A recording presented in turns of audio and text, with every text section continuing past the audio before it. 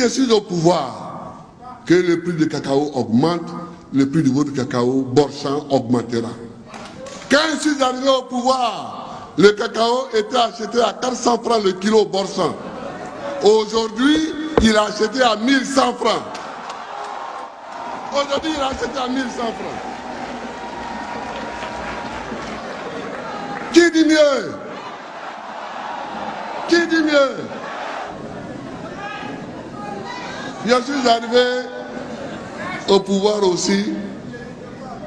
On me dit, je trouve les papiers. Il y a la loi de 1983 qui met la capitale à Yamoussoukro. J'étais contre. En 1983. J'étais en exil en France, mais j'étais contre. Et je vais vous expliquer pourquoi j'étais contre. Houphouët-Boigny était président de la République. Et il a introduit une loi par le biais du maire d'Abidjan, Emmanuel Dulot, un projet de loi, une proposition de loi, pour que la capitale aille dans son village. J'ai dit, si on fait ça, tous les présidents vont être tentés de mettre la capitale dans leur village. Est-ce que vous avez vu, non?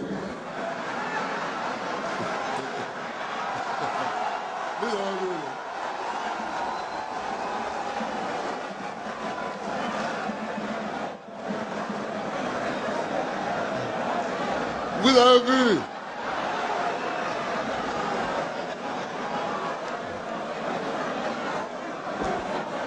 Mais maintenant, Houphouët est mort. Je suis président et moi je ne suis pas de Yamoussoukro. Donc je suis à l'aise pour construire Yamoussoukro. C'était pour empêcher, et il faut le faire. Il faut empêcher. Peut-être qu'il faut voter un additif à cette loi. Il faut empêcher qu'on nous promène nos capitales de village de chef d'État en village de chef d'État. Pour qu'on n'amène pas la capitale à Mama, demain, après demain, Maintenant, on peut bâtir Yamoussoukro. On peut bâtir Yamoussoukro. Nous sommes en train de faire, à mon avis, quelque chose de très important. C'est l'autoroute qui arrive à Yamoussoukro, qui est déjà arrivée à Yamoussoukro. On a commencé à bitumer. J'ai demandé au frère Fakouri de faire une déviation pour que les gros camions qui vont au Niger, au Mali, au Burkina ne passent pas à l'intérieur de notre capitale.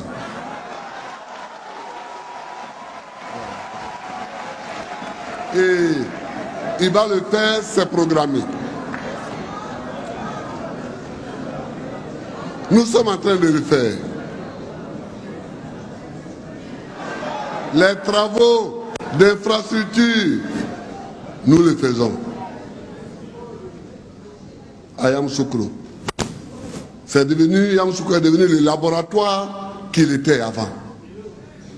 Et nous faisons tout le travail que nous devons faire. Nous aurons une nouvelle capitale où les gens vont venir de partout pour régler leurs problèmes. Chers amis, mais on ne s'arrête pas là. Les chantiers ne s'arrêtent pas là. Vous savez que nous sommes en concurrence avec les autres ports d'Afrique. Quand je suis arrivé au pouvoir, le port d'Abidjan manipulait seulement 14 millions de marchandises par an. J'ai dit à Gosso, viens ici. Toi, tu ne seras pas ministre pour le moment.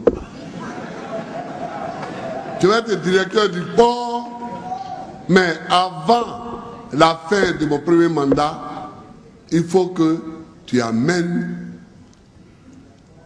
les marchandises à 20 millions de tonnes. Aujourd'hui, nous sommes à 25 millions de tonnes. Aujourd'hui, nous sommes à 25 millions de tonnes sur le port d'Abidjan. Chers amis, c'est ça les travaux que nous faisons. Je ne suis pas candidat pour m'asseoir sur le fauteuil présidentiel. Je suis candidat pour travailler. Je suis candidat pour travailler. Il y en a qui viennent, ils regardent le fauteuil présidentiel, ils pensent que c'est vide parce que je suis en train de travailler. Et ils croient que c'est vide. Ils croient que le fauteuil n'a pas de propriétaire. Ah, le fauteuil a un propriétaire. Son propriétaire, c'est le peuple de Côte d'Ivoire. Le propriétaire du fauteuil présidentiel, c'est le peuple de Côte d'Ivoire. Et il n'est jamais vide. Même si celui qui l'occupe se lève momentanément pour aller surveiller les marchés et les chantiers, mais il y a quelqu'un. Si c'est ça qui vous donne envie, retournez. Retournez où vous étiez. Donc, le Grand Abidjan, c'est non seulement le troisième pont, les Ivoiriens, oui, troisième pont, oui, on va le faire. Mais le troisième pont retarde un peu pour une petite raison que je vais vous expliquer. Les gens ont voulu faire le troisième pont entre Marcory et Cocody en mettant un péage. J'estime que ce n'est pas une bonne idée. Si on met un péage entre Marcory et Cocody, moi je connais les Abidjanais, ils ne vont pas aller prendre ce pont-là, ils vont venir encore renouveler l'embouteillage sur le deuxième pont et sur le premier pont. Donc, nous avons du travail et nous travaillons. Sur l'agriculture, l'agriculture, le cacao. Je vous ai dit, le cacao a commencé à être cultivé en Colombie. De la Colombie, il est arrivé au Brésil. Du Brésil, il est arrivé en Gold Coast. Et nous, on l'a pris en Gold Coast pour l'amener en Côte d'Ivoire. Aujourd'hui, nous sommes le premier fournisseur du marché mondial avec 40% des besoins. Nous allons multiplier notre production par 2. Voilà le plan agricole. Mais on ne s'arrêtera pas là. Après la production, il nous faut la transformation. Il nous faut broyer tout notre cacao ici. Il faut que dans 10 ans, toute notre production de cacao soit transformée ici en Côte d'Ivoire avant d'être exportée. Comme ça, nous avons 2 lignes d'emploi. La première ligne d'emploi qui est agricole et la deuxième ligne d'emploi qui est industrielle. Les jeunes dans les villes travailleront dans les entreprises pour transformer le cacao. Mais il n'y a pas que le cacao comme agriculture. J'ai dit partout que la mauvaise affaire de l'agriculture coloniale, c'est de nous avoir fait croire que la terre qui ne produit pas le café, qui ne produit pas le cacao, qui ne produit pas le palmier à huile, qui ne produit pas les VA est une mauvaise terre. Eh bien, c'est faux. Et comme me le disent mes amis israéliens, ils disent partout où l'herbe pousse, la nourriture peut pousser. Mais la Côte d'Ivoire, c'est une honte que nous n'ayons pas une autosuffisance alimentaire. Nous avons la terre, nous avons les hommes et nous n'avons pas d'autosuffisance alimentaire. Pourquoi? Parce que notre politique est mal orientée. Je veux réduire la dépendance de la Côte d'Ivoire en riz vis-à-vis de l'extérieur. Donc, après les élections, nous allons monter ici même, en Côte d'Ivoire, des usines pour faire le montage des machines qui sont déjà fabriquées au Brésil et qui vont venir à pied détaché. Nous allons les monter ici et les mettre à la disposition des coopératives. C'est ça que nous allons faire. Il nous faut produire du riz, du manioc, de l'igname, du sorgho, du mil. Tout ce que nous mangeons, il nous faut le produire.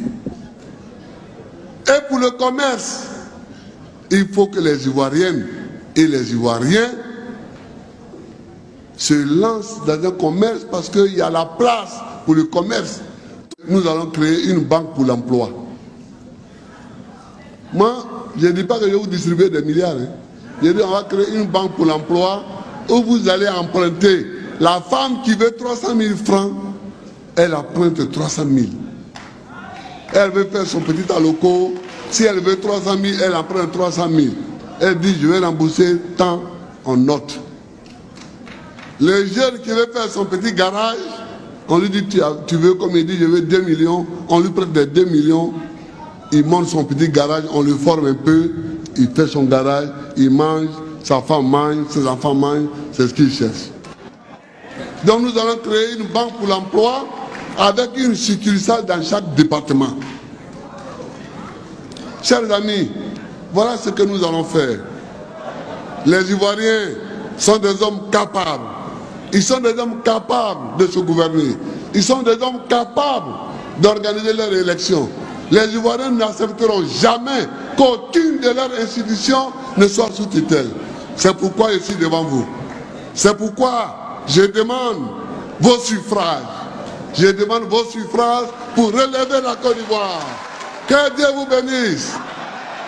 Que Dieu bénisse la Côte d'Ivoire.